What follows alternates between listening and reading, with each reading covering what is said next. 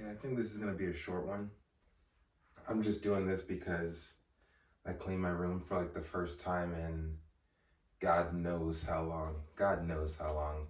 Uh, and as a result, I feel like I could get away with filming in here again for like the first time in a very long time. So that's why I'm doing this. But let's call this a 5 weeks out bodybuilding show update. We'll keep it simple. Currently weighing in at around 202.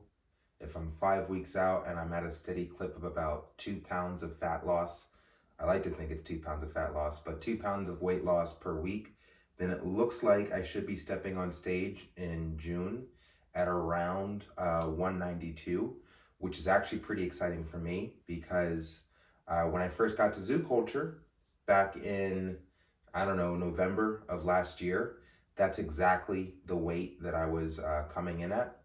And I remember what my physique looked like back in November. And that 190 or 192 was much smaller than the 192 that I imagined for myself next month, just because of the amount of mass that I've been able to accumulate, which I'm not saying is significant. I'm not saying it's like, you know, out of this world mass that I built in just that 3 month bulk between December to, I don't know, beginning of April is when I like started my bulk. But I put on some mass, and there's only more mass to put on. When I think about this show and my chances, I have very high expectations for myself. That being said, I always think about the three things that bodybuilders are judged off of, which is size, shape, and conditioning. I believe that I have a fantastic shape, even though I always hear, or what I've been hearing for like the past couple of months, is that everyone, if you're getting on stage and you're a top competitor, everyone looks good from the front. Everyone looks good from the front. It's the back that you really have to, you know,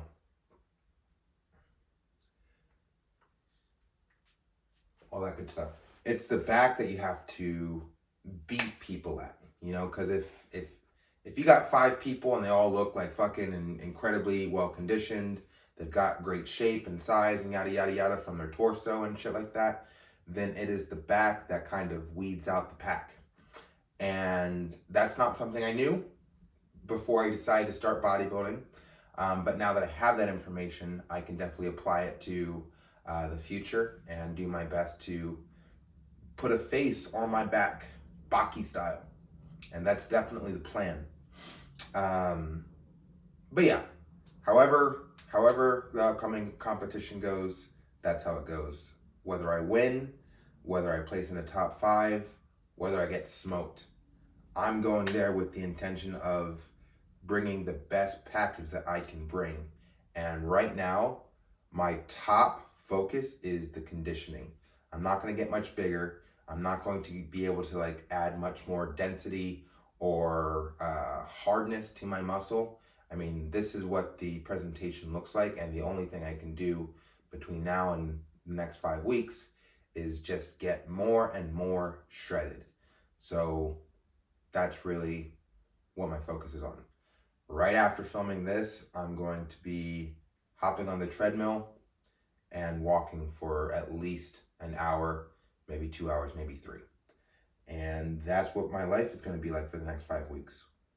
Cardio, training, diet, and obviously trying to make a steady income to support myself and my son. I feel good. I feel like I want to get started. I could go on and I could talk about all the things that are going on in my head and shit like that. But I'm not. Instead, I'm going to get to work.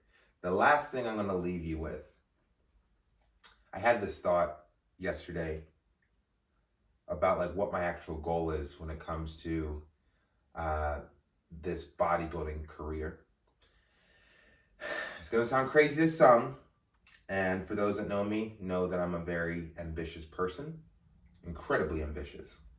And the thought popped in my head yesterday that the ambition that I have in relation to bodybuilding specifically, I want my physique to be the physique of the century. The physique of the century. So that by the time I'm done, Sean Fury and the physique that he created, that I created, is the one that is considered the best physique of that time. And then when I think about the 1900s, who had the physique of that century? I would have to say Arnold Schwarzenegger. I would have to. So what he did with the 1900s is what I want to do with the 2000s. The physique of the century. And it is slightly different than Arnold Schwarzenegger's, obviously. It's a natural physique. But I honestly think that's the preferred physique. So that's the legacy that I'm looking to leave within the bodybuilding world community sport. It will require perfection. And I'm excited to chase after it. Okay, that's all I got.